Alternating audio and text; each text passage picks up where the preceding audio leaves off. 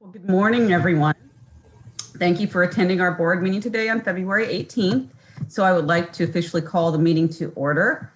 And our first agenda item is to approve the Zoom video from February 4th, 2021. So may I please have a motion to approve the Zoom meeting that represents the minutes for that meeting from one of the board members? So moved. Second. Thank you. All right, so our meeting minutes are approved. And our next agenda item is the COVID-19 update on testing data and vaccine distribution by Dr. Eccles. Good morning, everyone. I'll be a little briefly have a special presentation from one of our, that'll be given by one of our epidemiologists. Overall, the trajectory for cases in the city of St. Louis is on the right track. As of now, we're reporting 19,651 confirmed cases and 403 COVID-19 associated deaths. Over the last 7 days, the case average for the city of St. Louis is 28. The percent positivity is 6%. The average new hospitalizations related to COVID-19 among the St. Louis Metropolitan Pandemic Task Force hospitals is 54. And the total hospitalizations among the St. Louis Metropolitan Pandemic Task Force hospitals is 367.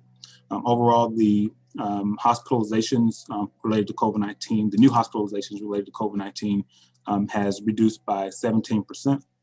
And the total hospitalizations have also significantly reduced over the past few weeks. We're heading in the right direction, but we're still not where we need to be. We know that vaccine rollout has impacted cases as well as adherence to mitigation measures. But again, we continue to emphasize the importance of those prevention measures that we've talked about from the beginning of the pandemic: face covering, social distancing, practicing good hygiene to further slow the spread of COVID-19. And we're also seeing an increase in individuals who are double masking due to the recent statements that were made by Dr. Fauci from the NIH. For vaccine, we continue to roll out our distribution plan in compliance with the state's vaccine distribution protocol that was most recently updated on January 14th.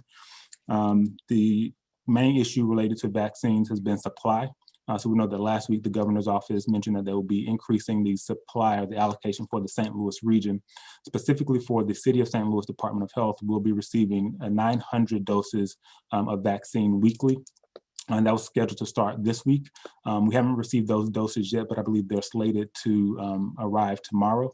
And then again, that'll be 900 doses per week moving forward from the state. We are anticipating that the Johnson & Johnson vaccine will be approved by the Advisory Committee on Immunization Practices later this month. And again, that will also increase the options for COVID-19 vaccines, not only in the city of St. Louis, but across the nation. The one advantage for this particular product will be that it's a one-dose vaccine.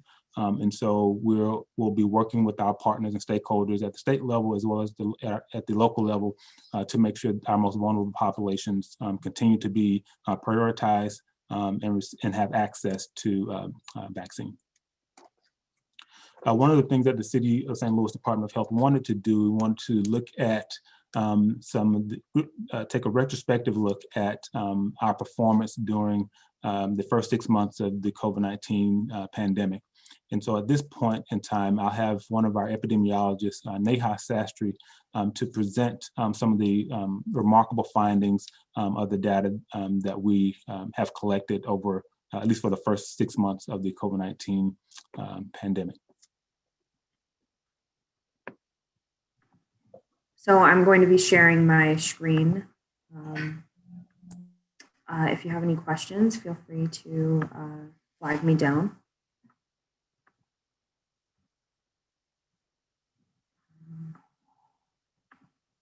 There we go. This report is done in conjunction with my colleagues, Matt Haslam and Dr. Binoche Peters. And this report, as Dr. Eccles mentioned, is going to be examining COVID-19 trends. Not necessarily within the first 6 months, but also 6 to 8 months, just for the sake of including most notable trends. Primarily, we're going to start looking at the overall pandemic trend line, which has been consistent with the country as a whole, with specific waves, 3 waves to be specific, upon initial onset and beginning of the summer, followed by the holiday season. Now, as Dr. Eccles mentioned, we are currently still in a downward trend. So this data might not necessarily be, that data is looking at previous trends. Something that tells us a lot about what current trends look like is the testing trends, noting percent positivity and the number of tests that are being done on a weekly average. Following the month of October, there's been a dramatic increase in the percent positivity of COVID-19 tests, as noted in the graph on your left side. In the second week of November, the percent positivity reached a peak of 17%. This was a high that hadn't been seen since the week of April 19th. And until the second week of January, the percent positivity was consistently above 13%. As COVID-19 cases have increased as a whole during the waves that were mentioned previously, testing has increased, reaching the peak of 1,325 tests the week of November 15th. That was the highest daily average since the beginning of the pandemic.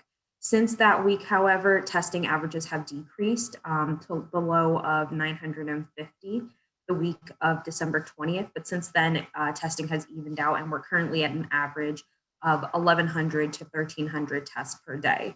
If percent positivity continues to increase, this could indicate an increased need for testing to ensure that the current decrease in cases is a true reflection of disease prevalence. Also important to look at are COVID-19 trends by demographics. When looking at it by gender, we see that the male and female trends are pretty similar, rising and falling consistently with the waves that we've seen. But when we look at it by race, specifically among African Americans, Caucasians, and Asians, it's a little different. As we know, African Americans make up the majority of our COVID-19 cases and fatalities here in the city. Within the first month of the pandemic, the weekly average case rate among African Americans increased from less than 1 to 24. By June, it would decrease to approximately a weekly average of 5 cases per 100,000 population per day. But when we look at it, the case rate by waves, we see that when the cases first started coming in, the highest case rates were among African Americans. Among the second wave, highest case rates were more so among Caucasians. And then for the most recent wave that occurred during the Thanksgiving and winter holidays, Asians had the highest case rates. From the week of June 1st to June 22nd, weekly average case rate increased from 5 to 22 among Caucasians, and then decreased as cases began to decrease overall, indicating that they were driving the majority of the new cases. Lastly, with the third wave, case rate among Asians increased the most. Previously, case rate rarely exceeded 15 cases. However, the week of October 16th, case rate increased to a weekly average of 28 cases per 100,000 population per day. And also, we have to note ethnicity in this. This graph's not included in there, but the highest case rates among Hispanics were predominantly during the summer and then decreased in the fall. And that was similar for non-Hispanics as well. Moving on. So this slide is a lot, but it's mostly looking at case rates by age group.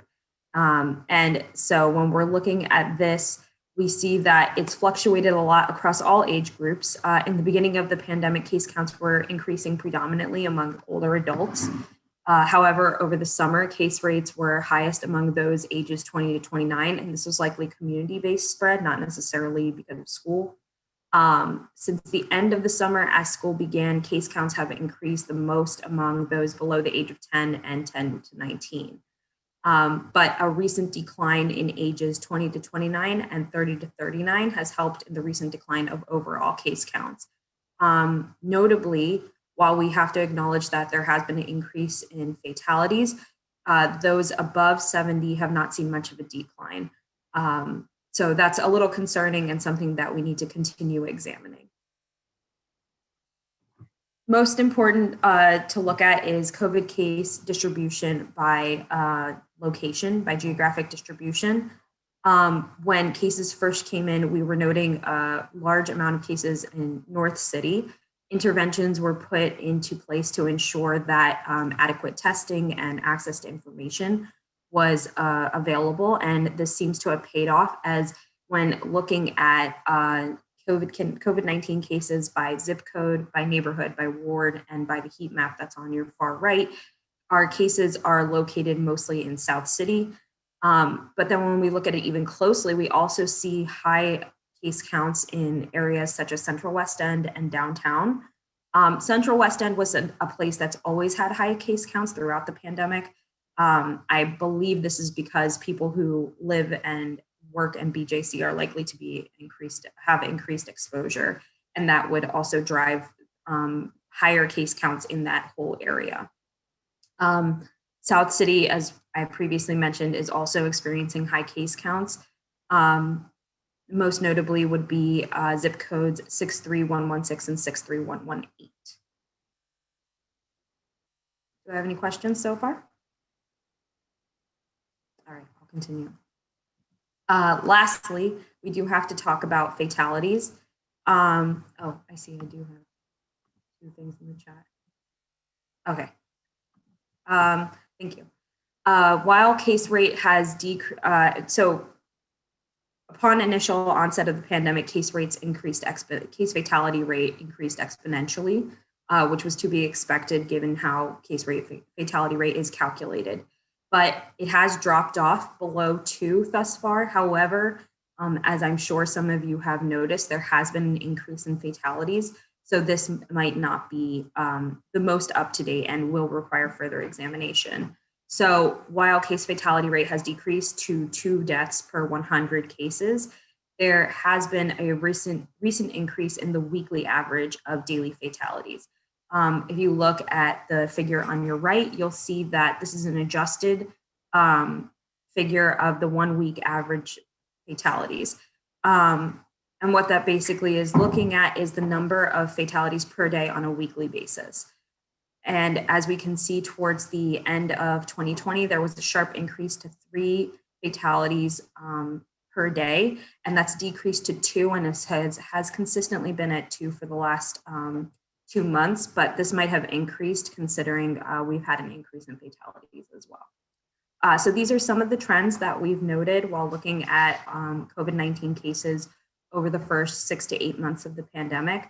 There are more recent trends that I'm sure my colleagues might be able to speak about. If you have any other questions, feel free to direct them up to us. Thank you. Thank you for that presentation. We have some questions in the chat. Mainly, can we get access to the slides, or will this information be put on the website for general access? Yeah, so we'll email this slide presentation to the board. We also have a formal report that will be published soon that covers some of this information, and then we're also planning, preparing to have an annual report. So the first case of COVID-19 was a specimen that was collected for the first case was collected on March 1st, 2020, and so we, as a we're going to be providing an annual report. So we're hoping to get that out in early to mid-March as well. And so that'll be a formal report. Then we'll also provide another brief presentation to the board about what we saw over the first year during an upcoming board meeting. Thank you. That was an excellent presentation. Thank you to the epidemiology team for preparing that. It was very informative, and let's hope that we don't have these reports annually. Hopefully 2021 will be the last annual report on COVID fatalities and other traumatic events related to COVID. So, but thank you very much for that presentation. It was helpful. Dr. Ballou, can I just ask one question, please? Of course, yes. Thank you so much for that incredible presentation. My colleague, Dr. Corey Bradley, always says data is justice, and we can only move forward on policy for our most marginalized groups when we utilize data to inform our policy. So it's really, really great to see this work. My question is, data doesn't exist in isolation. And there has been a lot of great work around regional efforts this year. Can you talk to us a little bit about, especially in interpreting this data, if there are plans to talk to some of the other, counties, jurisdictions who are also collecting data to interpret this so that we have a more comprehensive understanding of what may be driving this? Sure. So there are several work groups that are currently in place, and they have representatives from different local public health agencies. We haven't had a talk specifically about having an annual report for the region, but I think that would be really valuable, not only for the public health agencies, but also for the community at large and our hospital systems.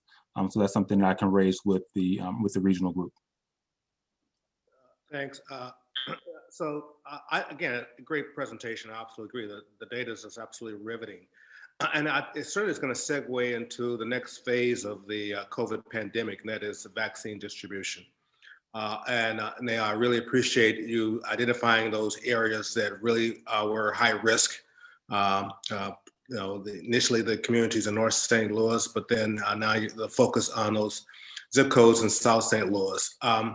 We certainly know that the hospital systems will be having their own methods of vaccine distribution. Working as a regional consortium, that's great. We've had this discussion here at this board about how the health department will proceed with vaccine distribution, and the answer that Dr. Eccles has given us is that it depends. I mean, we have to, we certainly are guided by the state protocols, and that still is the case. But I think we need to be proactive and identify innovative ways of disseminating information and tracking vaccine distribution.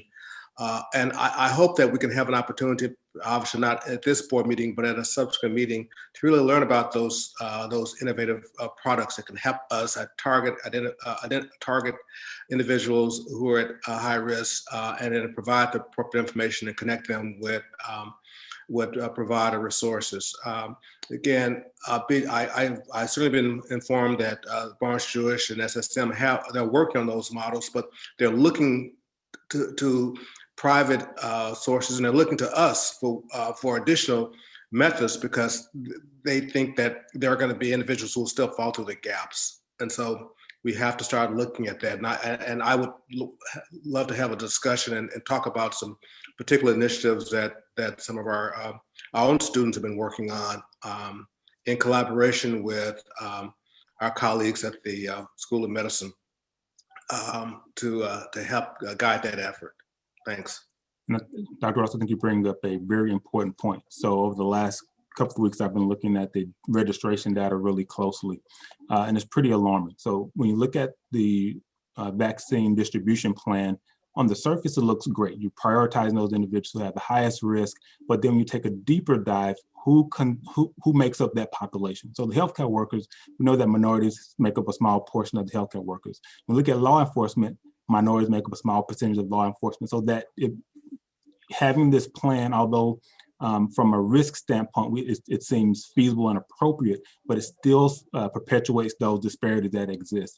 When we look at who completed and submitted registration forms of vaccine to get on the vaccine distribution list, if they don't have IT resources, that's an issue. And so when I looked at the breakdown for the City of St. Louis registry, so of the roughly, I believe it's now 54,000 individuals that had registered for and submitted their application using our web-based platform, a little over 2,000 individuals were from North City.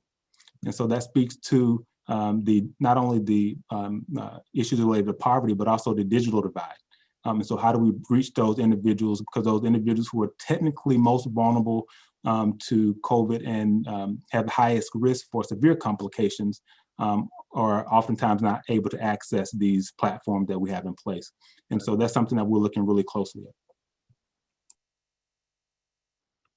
Thanks, Fred. Thank you for the comments. I have a follow-up question based on Dr. Maddie and Dr. Eccles' question. Will there be any reporting or any specific data collection efforts to highlight equitable distribution of vaccines and any other issues with COVID cases and COVID deaths? But will there be an equity report that's ongoing that focuses on the vulnerable population so that we can look at the data specifically in that way?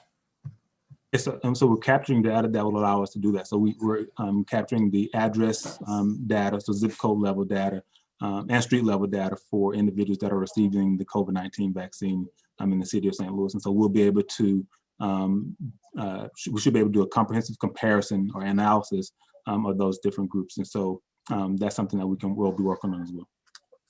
Thank you. Any other questions or comments about the report? Thank you very much. And if it's okay, we'll move on to our next agenda item, which is again, Dr. Eccles and a guest, and he'll be presenting on a COVID-19 modeling project. And so one of the things that the health department also wanted to do is we were interested in using data to drive policy development, but some things we don't have, we couldn't see into the future. So the best thing that we could use is predictive modeling. And so using the coronavirus relief funds, we contracted with the Brookings Institute, who has done work on the national scale. And so we have today with us Dr. Ross Hammond, who will present their findings for COVID-19 in the city. Dr. Ross, the floor is yours. Great. Thank you very much for inviting me. I'm going to share my screen if that's all right. All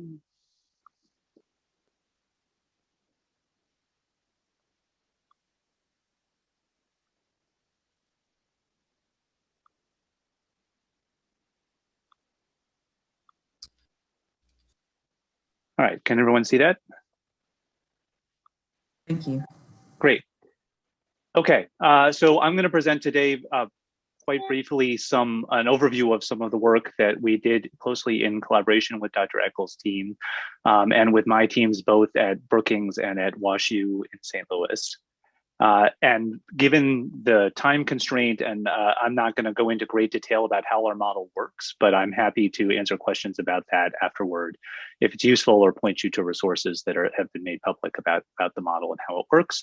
But the key things to know about our model is first that it is an individual level model. So it is not a compartment model that groups people into categories, but actually represents each and every individual that is being simulated. In our case, we are using what's called a synthetic population, which is a highly spatially and demographically accurate representation of the entire St. Louis metro area that draws on an NIH investment in this kind of synthetic population data that we were able to leverage. And so we are simulating not only St. Louis City, but the 7 surrounding counties, and in total about 2.5 million individuals with realistically geospatially situated residents, workplaces, and schools. And the process of contact between people, which permits COVID to spread, is modeled based on overlap at workplaces, schools, and residences, but also on national data on age stratified contact that occurs beyond these settings. And then we simulate using a fairly standard SEIR model, the spread of COVID-19 over a 6-month period, starting now and spinning forward for 6 months. But the second key thing to know about our model is that rather than relying on any particular one set of parameterizations, we are very interested in the inherent uncertainty that still remains about COVID, about new variants, for example, and other aspects of spread, as well as what policies will be feasible with new test technologies and new vaccination products and so on. So we are actually simulating quite a wide variety of different policy conditions and epidemiological scenarios. I want to stress that this was a collaborative effort that worked closely with Dr. Eccles' team to take our former national level work that we briefed Congress on and so on recently, and adapt it to the St. Louis region. So we did a number of things to do that. First, we tried to make sure that we had the very best data to represent at the zip code level current conditions and policy and practice, like opening or closing of schools and the ongoing vaccine rollout, which is projected in all of the runs I'll show you, to identify the most important sources of uncertainty, including the potential for new variants that are arising around the world and around the country to become dominant in the St. Louis region. The third is to prioritize a set of policies of greatest interest to St. Louis to spin forward and project what they might do to control COVID. And finally, we worked with the St. Louis team to retrospectively test the model by going back and recreating what happened in St. Louis this fall in our simulated model to show that it could accurately do that. So I'm going to mostly talk about the results of this model. We did quite a lot of simulations with our model because we had 4 different epidemiological scenarios, and we had over 1,000 different combinations of specific policy choices that co-vary testing volume and accuracy for both PCR and antigen tests in and around St. Louis, contact tracing capacity, business closure, and effectiveness of mask policies, both again in the city and in the surrounding regions. And so in total, we did over 50,000 simulations. So I will not be able to tell you all about all of those on this call, but I will prioritize a couple key findings that I think are of highest interest. And then I'll point you to a resource that we're making available to you that's an interactive dashboard by which you can explore the full set of 50,000 simulations and all the different combinations afterward. Each of the individual runs can be simulated and visualized geographically one by one. Obviously, I'm not going to show you 50,000 individual pictures like this, but you get a sense of the geographic scope of what we're simulating. And we can, in fact, construct at the end of the 6-month period cumulative infection maps that look like the current infection maps that you were shown earlier in the previous presentation. For each individual run. But to aggregate across all the 50,000 runs, we have this thing called a dashboard that for any particular set of epidemiological parameters and policies will draw projected both cumulative infection curves and real-time virus prevalence curves over the 6 months. And this is actually a web link you can access that I will email around later. But just to show you how it works, I have a little movie of the dashboard in action. You can see different policies being dialed in, different assumptions about mask adherence, different testing rates. And for each different particular policy that you draw in, and you can draw 2, there's one in blue and one in gold, so you can A/B test across 2 different policies. It will project what the model simulations show. So that allows you to explore the full range of results. But what I want to do on this brief presentation is to stress 3 key themes that we found from our look through these initial results in conjunction with Dr. Eccles' team that we collectively found of greatest interest to start with. The first of these is that current control measures, what St. Louis is doing right now, does appear to be working, and we project will continue to work as long as infectivity remains low. And in particular, new variants do not become widespread. So simulations for this scenario show new cases quickly beginning to slope downward over the coming 6 months. And you can see both on the left, real-time prevalence with time on the x-axis, and on the right, you can see a cumulative infection curve. This is true even with businesses open and relatively modest assumptions about adherence to masking. The second result is that should infectivity substantially increase, for example, through new variants, then the current measures will not do a great job of controlling a growth of a new wave of infection. So this simulation that's here shows that with the current control measures in place, but with new variants becoming dominant, we could expect quite a substantial second wave, additional wave of infections and a much higher cumulative infection rate. Depending on exactly how bad you assume the new variants to be, that could be really quite a significant growth in cases. The third key result, which is more hopeful, is that we actually identify in the model multiple different strategies by which St. Louis could control the spread of COVID and keep it to much lower levels, even with high infectivity. So there are actually 4 different strategies that I want to briefly highlight here in my few remaining minutes. The first is we find that increased investment in contact tracing would make a big difference in controlling the spread of COVID, because currently the rate of testing that's going on is outstripping the ability of contact tracing to reach all of the identified contacts of cases. So an increase in contact tracing would make a substantial result in controlling new variants should they emerge. A second strategy would be to increase testing beyond current levels by, say, 50%, which would also substantially cut potential for new variants to create a big wave of infections. Again, what you're looking at here at the top, the blue curve is what the model projects will happen with new variants, but with current policies. And the yellow curve is what would happen with new variants with, in this case, increased testing. The third strategy is to restrict in-person business activity. But an important finding of the model is that big restrictions on business activity actually only work effectively if they're done region-wide, not unilaterally in the city. So the right panel shows unilateral business restrictions in the city with new variants, and on the left we show region-wide controls. And the final one that I want to stress most particularly, given the recent CDC guidance, is that we actually found, even ahead of this guidance, that masks are extremely important control measure in the face of new variants in particular. So we varied 2 different things. One of these is adherence to masking, what % of people are assumed to wear masks regularly when outside their homes. And that's shown in the columns in this table. And the other thing that we varied is what we are terming the mask effectiveness, which is compared to a clinical setting where detailed measures have been made of how much masks block transmission. What is the real world effectiveness of how people are wearing their masks? Are they wearing them properly? Are they wearing the right kind of masks?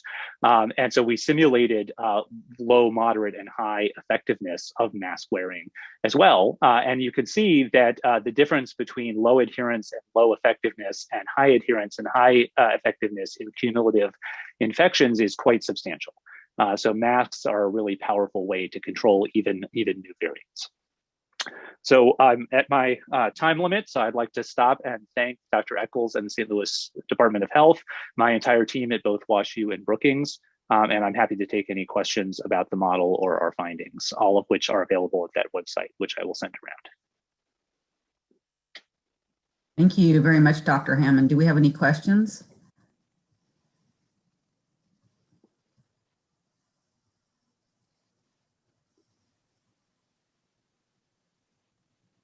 No questions, just a statement that's a very powerful data, and we'll have to. I think it's really important with all things that we do to communicate that to the public in a manner that they can clearly grasp, as they would. I mean, those data is pretty compelling when you see the difference in those rates based on masking, and so those images can be conveyed to our public. So. That's a really good point, and we actually are working as we speak quite hard with Dr. Eccles' team to prepare and make public a website that will be co-linked between the St. Louis Department of Health website and our Trace Project website that will in fact make all of this public and in an accessible way so that the general public can see for themselves what difference masks can make in the face of even new variants of COVID. And along with all the other data, including that dashboard that allows you to interact with the simulations. Well, be cautious about extending data. You can get data of course on the population. I would just take 1 or 2 graphs and just really highlight those. You just want to really make sure we're not overwhelming population that has. Of course. Literacy. Yep, and the other thing I would just briefly add before I yield the floor is that there was a lot of discussion earlier on this call about vaccination rollout and potential equity considerations, and we are doing some additional simulations now at the request of Dr. Eccles' team that simulate different vaccine rollout speeds and different targeting strategies for vaccine, and including a geographic zip code based weighting, just to see what difference those would make in projected impact. And we'll be sharing that information with Dr. Eccles' team in the coming days. Thank you. Any last questions or comments? So we are going to thank you very much, Dr. Hammond, for your work and the commitment to helping us move through this pandemic. There's one question Linda just raised. Okay. So the question is, did anything in the study consider the impacts of double masking?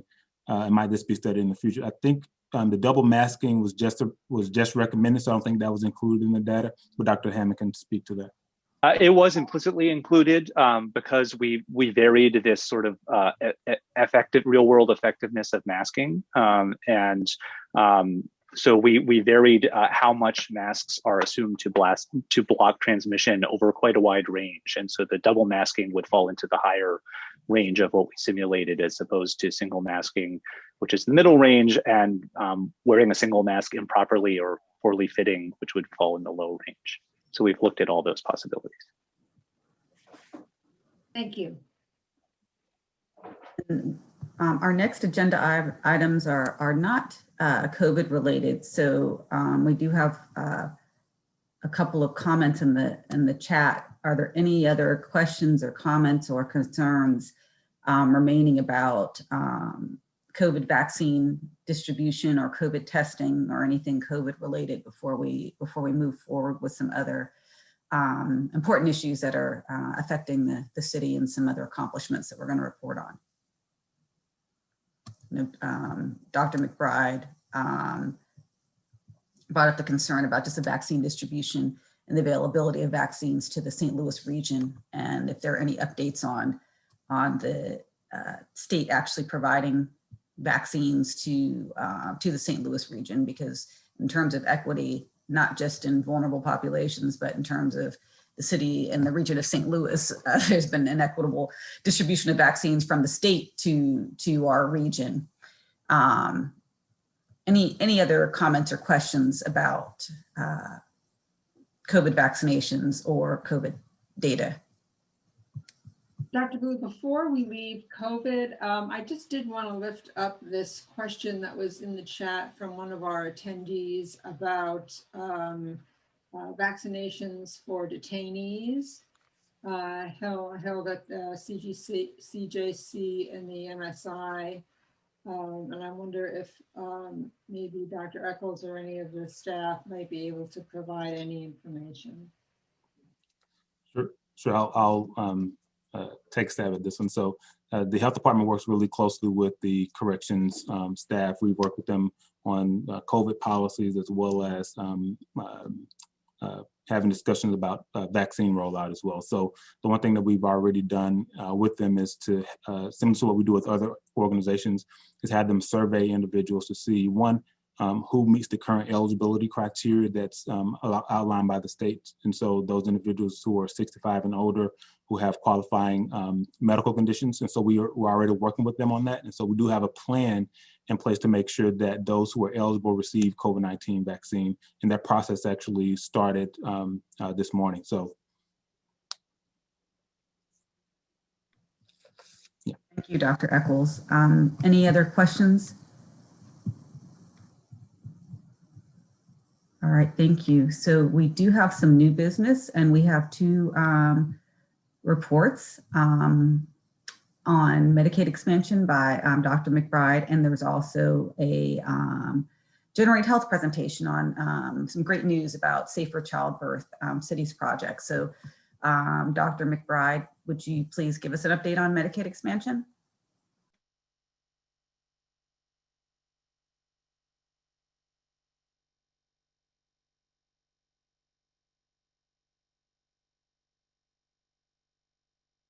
Unmute. Okay, can you hear me now?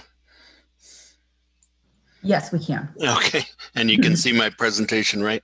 Yes, you are ready to go. So I promised that I would only take 7 minutes for this, because I could, as you know, I could talk for like 3 hours on this. I got you. 8:52.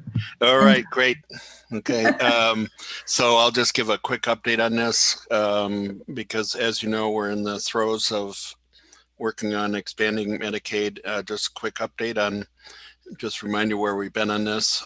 We voted as a state on August 4th to expand Medicaid. We're the 39th state. If you include DC, I counted as a state because I used to live there, should be a state, to add Medicaid expansion to the state's constitution.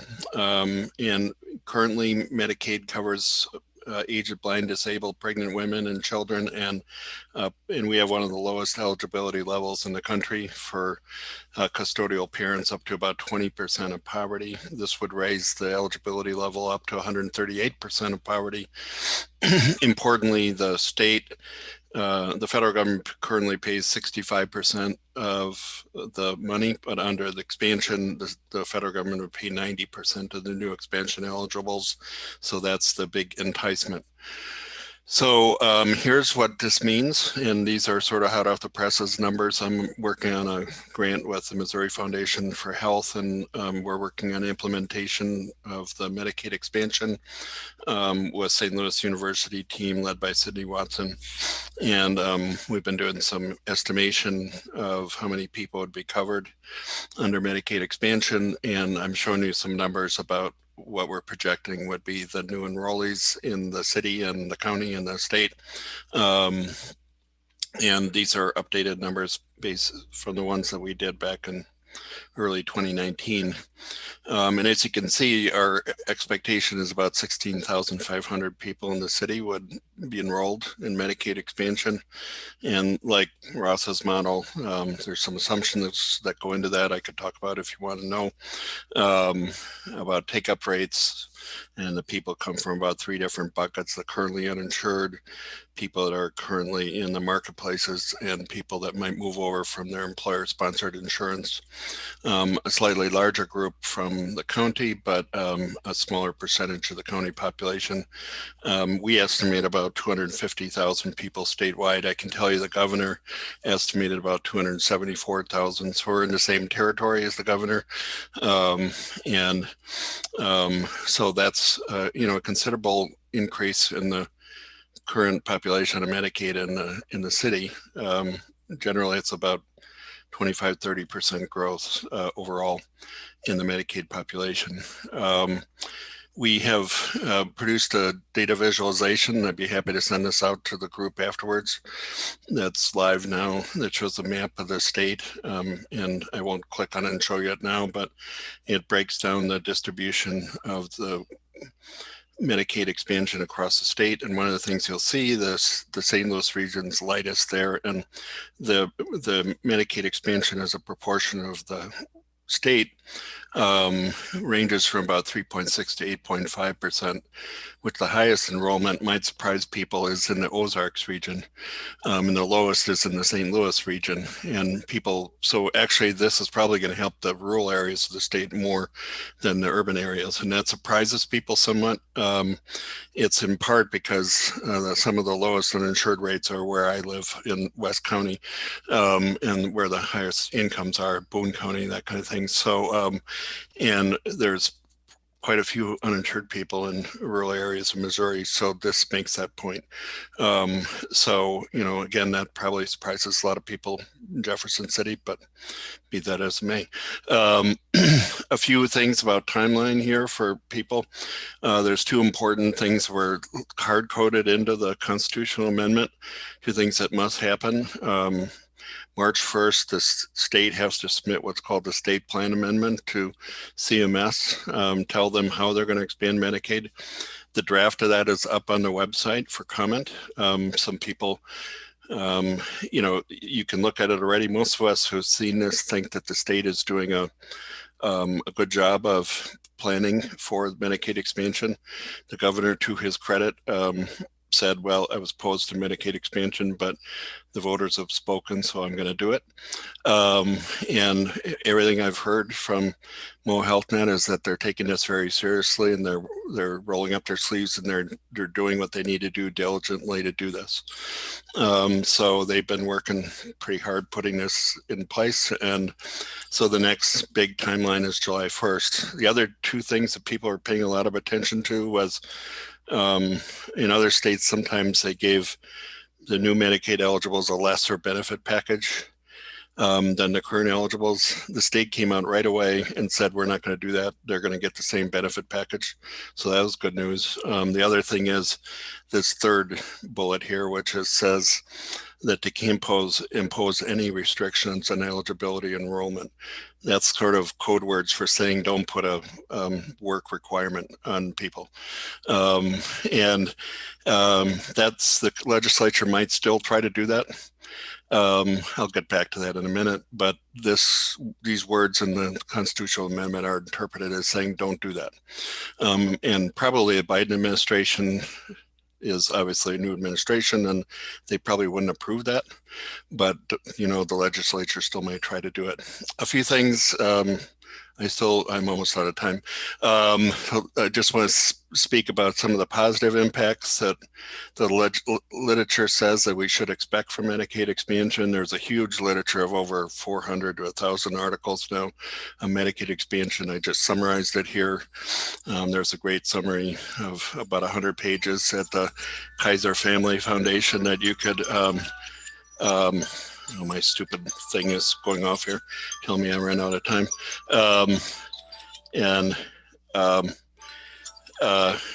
And you can see some of the things we should positively affect as a result of the expansion. I won't read them all. You've read them by now. One of the things I'll note here is improved social outcomes. There's some recent literature on even improved housing outcomes and reduced health disparities. I'll finally end with a few challenges that we're working on in the implementation subgroup. We're concerned about enrollment and outreach, that people know about expansion and that they enroll in it, and that we reach everybody who's interested in knowing about it, and that we get the right information out to them. As you probably know, the state has always had technology problems with a 60-year-old COBOL-related Medicaid system, and they have very low staffing. There's concerns about, can the providers handle 274,000 new Medicaid enrollees. We're working on modeling that right now. And there have been concerns that can the state afford this? We estimated that this would be budget neutral. The state doesn't really believe that, at least the legislature doesn't. I could talk about that if you want. And will there be legislative challenges? I'll stop there and see if there's any questions. Thank you, Dr. McBride. This is important information.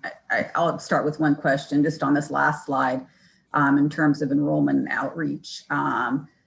Hopefully there are actually some lessons learned or that we could start thinking about enrollment and outreach for vulnerable populations, as we're similarly concerned about technically enrollment and outreach for vulnerable populations to register for and receive the COVID vaccine. Yep. We need some kind of state and regional plans to really improve communication and to have some very specific plans on consistently reaching vulnerable populations for things like the COVID vaccine and also for Medicaid expansion. And so it's just more of a comment that, while we are trying to make sure that individuals are able to access and register for the COVID vaccination, we need to keep this in mind as well for those same individuals who may be eligible for expanded Medicaid to also be able to register for Medicaid. So it just seems like there's some similar issues and some strategies that we can use that can be shared across some of these policies and some of these concerns that we have in the region. Yeah, I think in the groups that have been talking about this, there's been a lot of concern about for example, people where English is not their first language at home, for example, so that we can make sure that the materials that are sent out reach them appropriately, that people Medicaid can be very complicated. The current enrollment form is about 60 pages. The state is, to their credit, I give them credit. Kirk Matthews is working on trying to simplify the enrollment form. I get a little worried they're going to roll this out at the same time as Medicaid expansion happens, but I do give them credit for simplifying the enrollment form down to from 60 pages down to about 15. Probably should be 5, but they're actually trying to simplify that enrollment process, which is notoriously bad. So there's a couple of things I'll mention. I totally agree with you, Rhonda. Tim, one quick follow-up question. So with the economic impact of COVID, the individuals who are eligible for Medicaid, that number may actually increase and be above what was actually projected. So do you know if they're taking a second look at that to see? Yeah. So thanks, Dr. Eccles, for that question. So that's one of the reasons we were asked to take a relook at this, because when we first did our look at it, we estimated 231,000 would enroll. Strangely enough, Missouri, maybe I shouldn't say strangely enough, Missouri has one of the lowest unemployment rates in the country. We're like 7th lowest in the country. So, even though the impact's been really horrible, it's not as bad as like Nevada or other places. And the other thing is our unemployment rate went up to like 10% or so, but it's now back down, at least if you believe the numbers, but 5-6% or so. And the important number, and I was brought in for a hearing in the House in the summer, and they put me up there for 90 minutes and they grilled me on this. And I said, the important number is not the unemployment rate now, it's the unemployment rate in July. I mean, who has jobs in July? Frankly, I think the Medicaid enrollment has already increased about 150,000 since the beginning of COVID. Most of that's children, actually.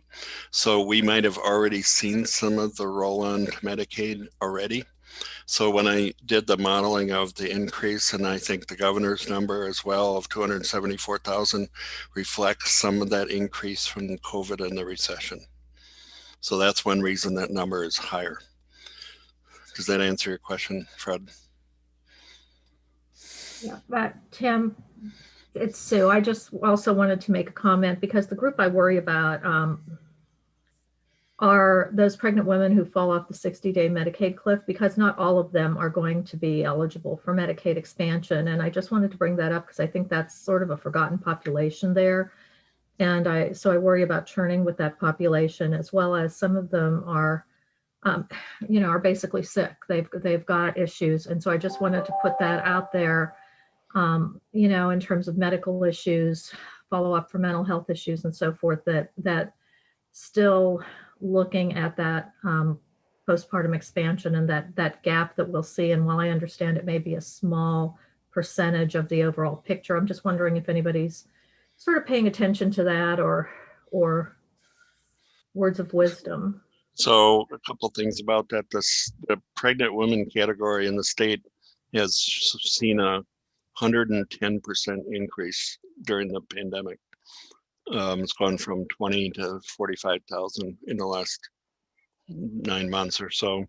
In part, that's because the federal government has halted redeterminations, so it's forced the states not to throw people off Medicaid. So we think what's going on is that women, when they roll on for pregnancy, they can't throw them off Medicaid. So in some ways, we're having a natural experiment. They're actually staying on Medicaid, which is a really good thing. To get to your point, one thing that we're concerned about, that we're talking about in our implementation group, and give MFH credit for all hands on deck, is thinking about how do we roll in the populations in these smaller populations and these pilot programs and things like what you're talking about, the women's health program, Healthy Babies program and so on, roll them into the expansion population. So on day one, they should be rolling in those populations into the expansion eligible population, in part because we can get a 90% match for it. So it's like it'd be a really smart thing for the state to do it rather than pay 65, pay 35%, pay 10% for it. So I think the state is working on that. And that would be a smart thing to do. It's, the state has got a lot to do in the next 2 or 3 months. But, I'll tell you that the governor's estimate assumes that 150,000 people will roll in the first 2 months. So think about that. Like half that growth is going to happen in the first 2 months.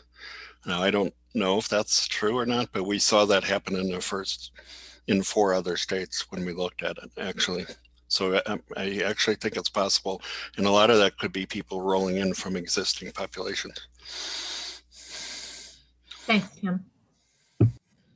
Thank you. Thank you for that presentation, Dr. McBride. And hopefully we'll continue to get updates as the state's actively moving to implement the expansion. So thank you. Happy to do it. Our next agenda item, I believe we have another presentation from Generate Health, some good news and some great accomplishments to improve birth outcomes in our city. So I'll do a brief introduction here. So back in September, October of last year, the health department was approached by one of our partners, Merck Pharmaceuticals, regarding a funding opportunity. We looked at the eligibility criteria and we saw that the health department wasn't eligible to apply for this opportunity, but we knew that there were great partners in the St. Louis region who were already doing a lot of this work. And so we worked with Kendra Kapanis and her team at Generate Health, and they submitted an amazing application. And the short end of the story is that the project will be funded. So this will make the city of St. Louis, or the St. Louis region, the first jurisdiction in Middle America to receive the Safer Childbirth Cities award from Merck Pharmaceuticals. So this is an amazing accomplishment. It's $1 million over a course of 3 years. And it's going to support a lot of the amazing work that's already being done by our partners at Generate Health and 360 Doulas. And so at this point, I'm going to turn it over to Kendra Kapanis and True Kelman. Good morning, everyone. I'm True Kelman with Jama Birth Village, and really hoping you can hear me through my mask. So good. All right. Well, thank you so much, Dr. Eccles, for that beautiful introduction of our new initiative. It's the STL 360 Doulas Project, and it is a collaborative effort between Jama Birth Village and Generate Health and the St. Louis Doulas of Color Collective, which is an initiative under Jama Birth Village.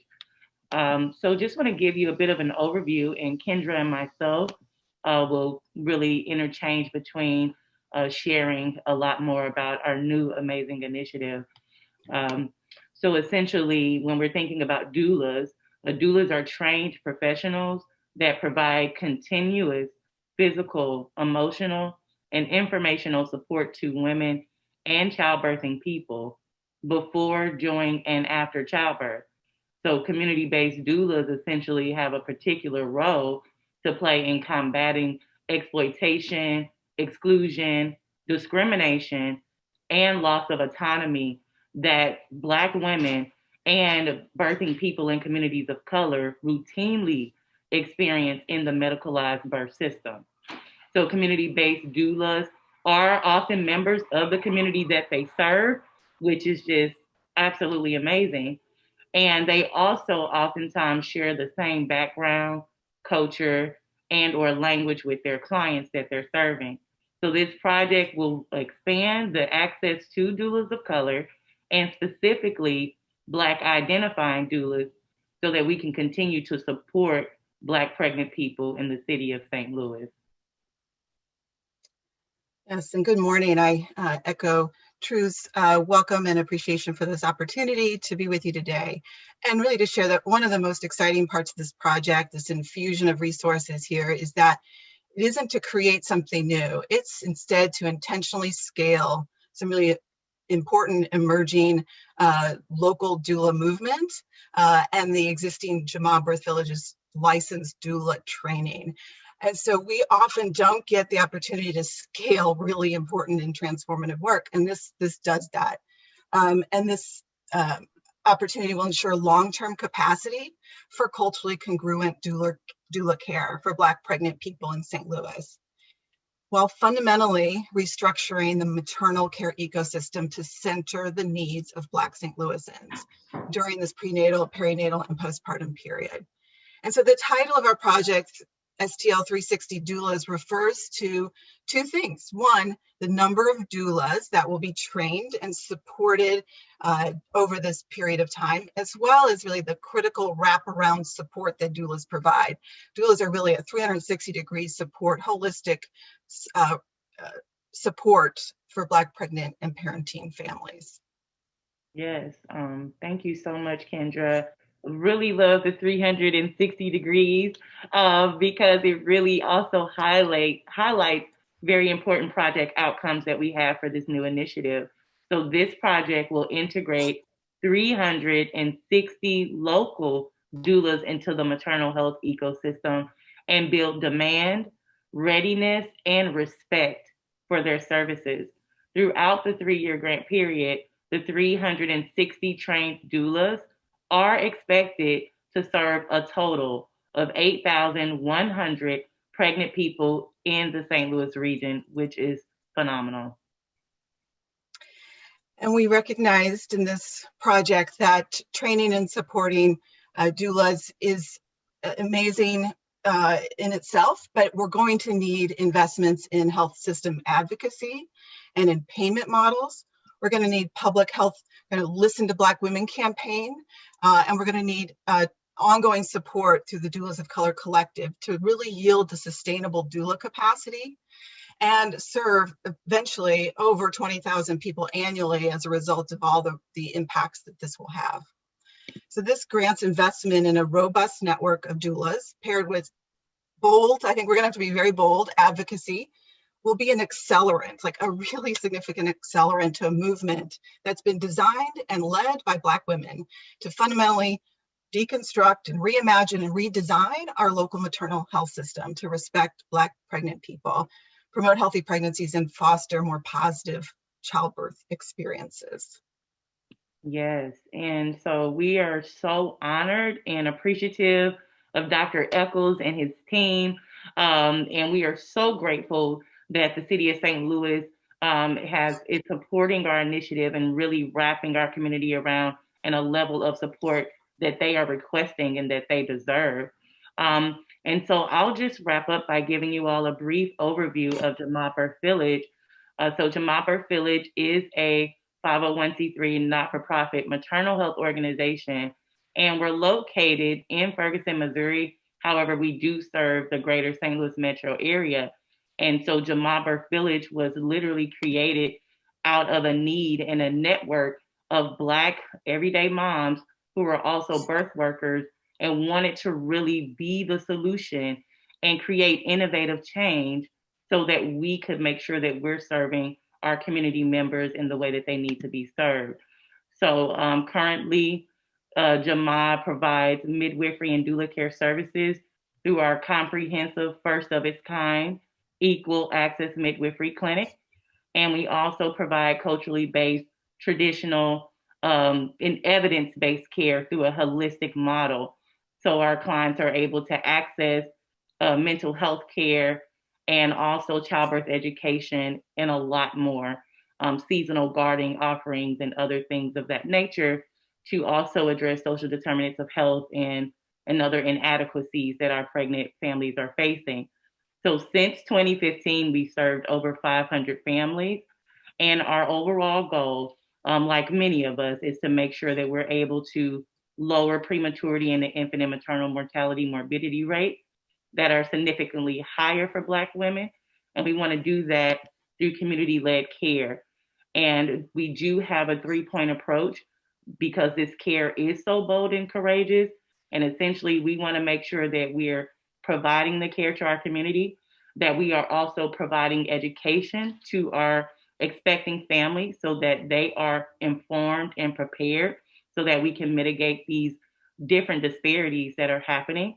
And then on that second level, we're also making sure that education is provided to the community in regards to cultural congruency when it comes to maternal health care and when it comes to being trained as a doula or a provider. That third level that Jamaa provides transformation through our services is that we're at the tables that we really need to be at so that we can influence and elevate policy change so that our families are truly thriving throughout childbirth and not just surviving. So thank you all, and I'll hand it over to you, Kendra. Thank you, True. Just brief couple words for me to close out as well, to share that Generate Health, we're also a not-for-profit maternal and child health coalition for the St. Louis region. And while we've been around for about 20 years, our mission today is to mobilize the region to advance racial equity in pregnancy outcomes, family well-being, and community health. And we partner with residents and organizations alike to make St. Louis a community where there are zero racial disparities in maternal and infant health. This STL 360 Doula Initiative is a key part of an overall strategy that's been developed and guided by Black residents to reach the vision of equity by 2033. And we're honored to really co-lead this project with Jamaa Village, to partner with the City Health Department. We're excited that Dr. Jessie Davis from WashU is going to be assisting the project, and so many others. Dr. Eccles, you catalyzed this application to Merck, and you and Candace De Silva, I think, who had to leave, have been very supportive along the way. We appreciate this opportunity to share this with the Board of Health. We know over the coming 3 years, the City of Health Department is committed to support this work and with data and also with the public campaign in about the role of doulas and the importance of listening to Black women. So for this to be successful, we will be calling upon and needing every kind of health and public health institution to support and help advance this Black-led vision and movement. It is going to take our whole community to make this happen. But the exciting thing is, it's already, we're not creating something new. We're getting behind some really proven important work. And this prestigious recognition as a safer childbirth city by Merck from others is not just an acknowledgement of the need in St. Louis, but that there's very real potential here for transformative change. And so we really thank you for this opportunity and look forward to this rolling out and sharing more as the project develops. Thank you so much. I see a couple questions. This is exciting. It's needed. And just heartfelt congratulations. It's wonderful to see, and lives, mother and child, children, the lives of mother and children have been at stake in our region, especially the Black moms and kids. And this is just really wonderful to see. And thank you for all of your work in this effort. It's really fantastic. I think Dr. McBride had a question. Yeah, thanks, and great to see you, Kendra, and appreciate all the great work that Generate Health is doing. Thank you, True Kelman, and I agree with everything that's been said about the initiative's important. And just to sort of follow up a little bit on the presentation I made to connect the dots, as you know, about half the babies born in usually are Medicaid eligibles, and you mentioned the magic word of payment, which raised the ears of an economist. So I'm wondering about how payment's going to work for this, and ways we can help with that. And also, as you may know, we believe all the new Medicaid eligibles are going to go through managed care, and all the current custodial parents go through managed care. So when you think about payment, it's really going to be a question of dialoguing with the managed care companies to have them work with providers. have you thought about that? I'm sure we need to have a side conversation, but. Yeah. Thank you so much for asking those questions because it's critical. You know, the services are needed and necessary, but one of the main boundaries that we're up against is people being able to afford to pay for doula care services in comparison to paying their living expenses. So I know there's a few layered questions within that, so I'll try my best to answer those. But in regards to the doula training, so we do have scholarships. We have 3 monthly scholarships so that people who want to become doulas can become doulas. And so we will have monthly trainings from April through over the course of the grant. As well, Jama Birth Village has operated a doula care program for about 4 years of our existence. And one of the programs is actually a pro bono doula care program, and it's called the Sankofa Doula Project.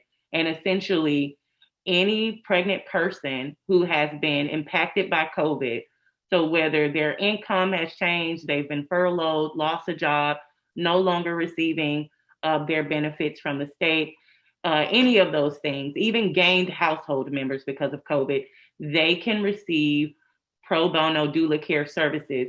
And so that is a scholarship funded program. So essentially, we do need support making sure that we do have the funds available to ensure that people who need doulas can have them.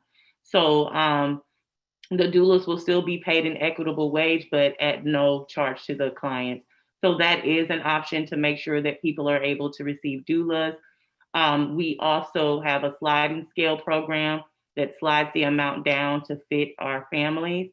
And as well, we have the St. Louis Doulas of Color Collective, which is a network of Black and Brown doulas of color in the region. And they also provide that sliding scale option. So from the training perspective to the actual doula care component, we do have some structural support services there. And we are in talk with the managed care companies to make sure that we are able to have doula care coverage at the insurance level for our families. So yeah, Kendra, I don't know if you have anything that you want to add there. I think it is a really critical point because while Jama Birth Village has cultivated resources to ensure that there are some services available for women who can't afford to pay for that, it's a stopgap measure until there is a sustainable solution that really pays a equitable wage for the service. And so that's going to be part of our goal over the next 3 years, is to put that in place. And we believe that Medicaid and managed care is a key partner in that. I just want to give one quick shout out to Sue Kendig, who has been an amazing support for issues related to maternal and child health. She has been a true champion, and although she's a board member, but she also does a lot of work outside of these meetings to help support these efforts. So Sue, we thank you for your support. Thank you, and congratulations to Jama Birth Village and to Generate Health, and thank you for the work, and Dr. Eccles and staff, and Sue Kending for making this happen. Really wonderful work and very exciting. Thank you. Our next agenda items are our committee reports, and so we'll actually do we'll go a little bit out of order. We'll start with the Governance Health Communication Committee, and then we'll end with the presentation from the Academic and Public Health Collaborations Committee. So Governance Committee, any updates? No, we have not met, but we do have an additional member, Dr. Lewis, who just left the meeting. He'll be joining us with our group. So that's, I had recruited him, and hopefully there will be more members joining our group. Excellent. So that's just to board members. We probably need 1 or 2 more individuals on the Governance Committee. Thank you, Dr. Lee. Communications Committee, any updates? We had a meeting and we can talk more about what we're planning, I think, at the next board meeting. But anyway, we have the wonderful luck of Sarina Muhammad and Dr. Mahdi joining our committee. We are meeting after this meeting to talk about the beginning of a communications audit process so that we can help the department make sure that we are able to let everyone in the city, from the grassroots to the grass tops, know about all the wonderful things that we learned about in orientation that the health department is involved in on an ongoing basis, in addition to our topical issues of COVID-19 management and all the topics that other topics like Medicaid expansion and the Jamal Birth Clinic initiative today. So we're planning a bigger scope of activities for this year, but I think it's premature to talk about detail till we have a couple more discussions.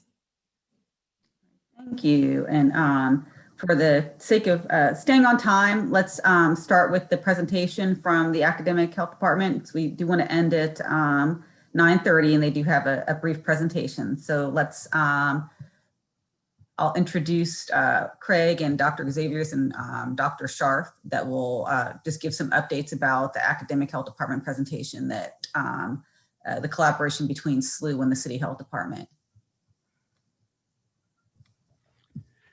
So this has been an effort for a period of time that's been financed by the Missouri Foundation for Health with St. Louis University, the Department of Health, Public Health in St. Louis County, and the City of St. Louis Health Department, and they have the 7-minute presentation. So the two PIs, Dr. Xaverius and Dr. Scharf, and they're going to take it away. Thank you.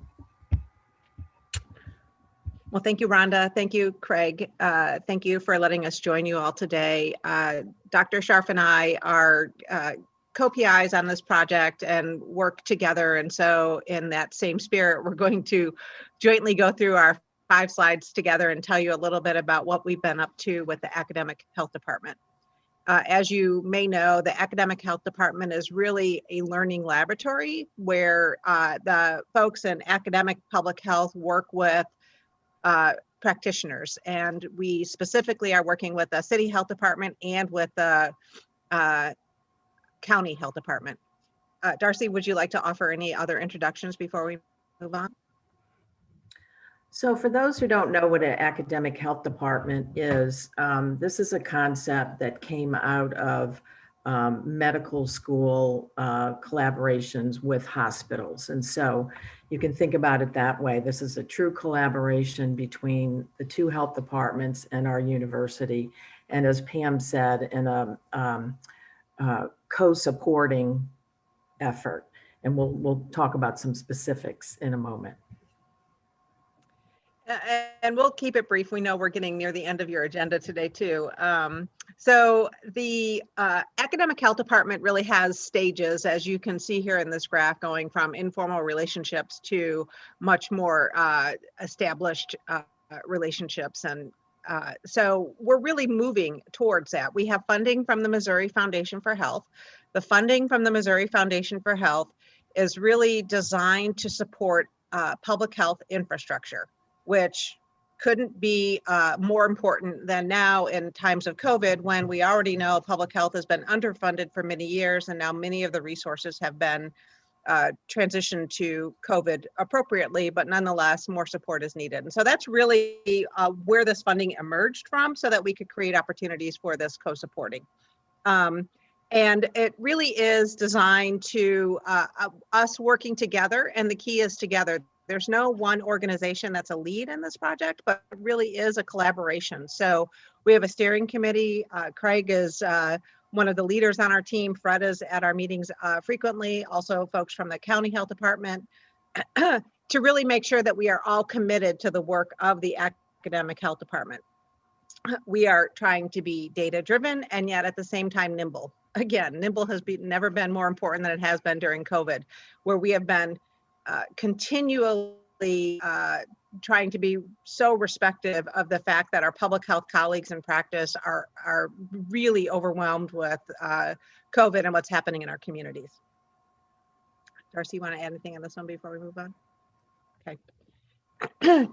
So we basically have the academic health department divided into sort of three groups. And one group is the overall steering committee for what we're doing. And that involves the leadership at St. Louis University, the leadership at SLU, at the county, and the leadership at the city health department. And there are several things that we're doing there. We're setting up the operations. We want this academic health department to continue to be something that sustains beyond the funding that we have from the foundation, so that it can be this continued support for infrastructure for our local public health practitioners. But it's not only about helping the local public health practitioners, by the way, it's also about supporting us in academia. So for example, there are faculty that have never worked in local public health. Now, personally, before I came to SLU, I was a maternal child health epidemiologist for the state, but we really believe that there's opportunities for our faculty to learn and then do better in teaching in the classroom, do better in research that they're doing, or be able to provide service, things that faculty are supposed to be doing. We're in the process of evaluating what we're doing for the academic health department. We have a charter. Our charter really defines a few things that are important, something that's come up in this meeting since we've been here this morning.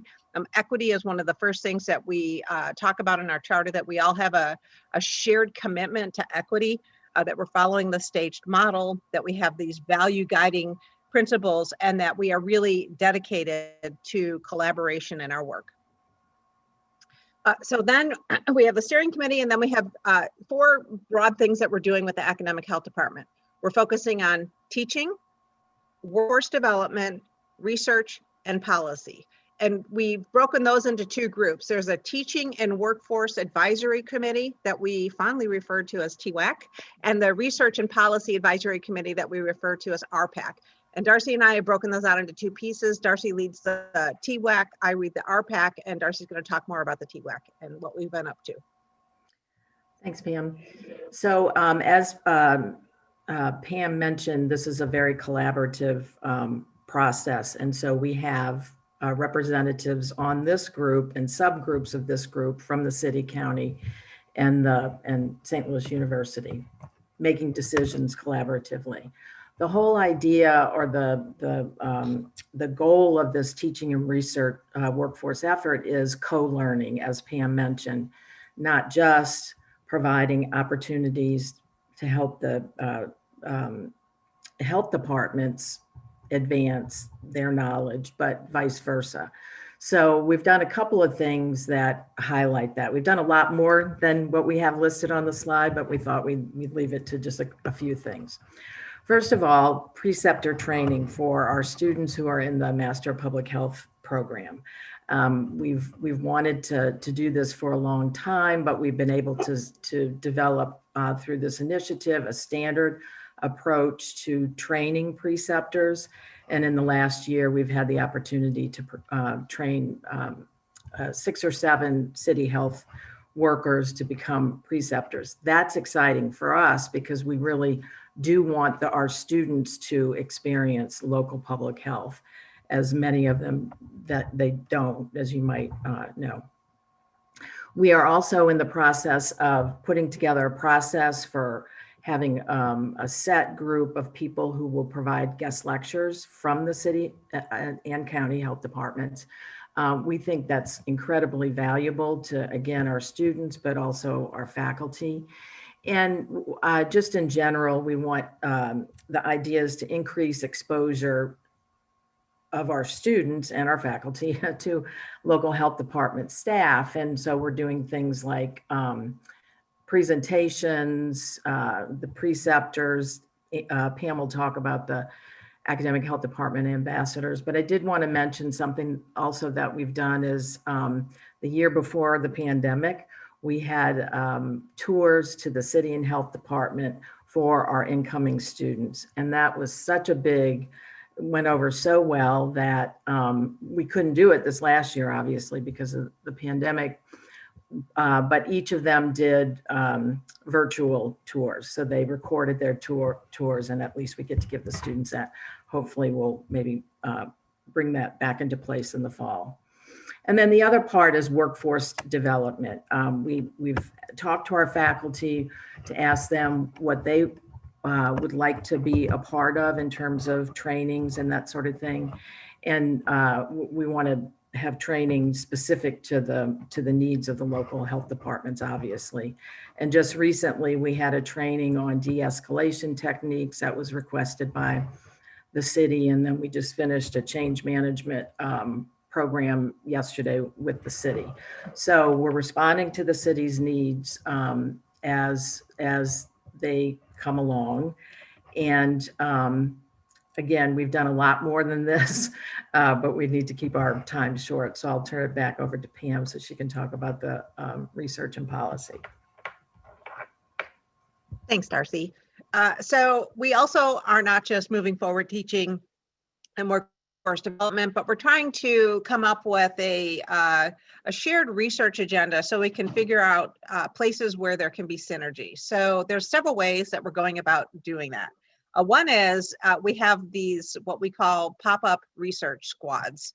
And essentially what these are designed to do is somebody's sitting at their desk in Salas Center at SLU, or they're sitting at their desk at the City Health Department, and they're pondering around maternal mental health and what's happening in the community and what we can do about that. And so she ignited a pop-up research squad. And this is really just a brief, temporary group of people we pull together to talk about something of interest to somebody. In this case, the something of interest was maternal mental health, and it was of interest to the City Health Department. We pulled together faculty that were interested in this topic, students that were interested in this topic. There were community members that came, and we sat around a table, a real table back in the days when we did that, and had, I think, 3 meetings to talk about this. And then it sort of went away because the discussion of that topic ended. We are continuing to do these pop-up research squads to address questions or conversations of interest to folks. So that's one thing that we're doing. We also at SLU have something called SORT, a Student Outbreak Response Team.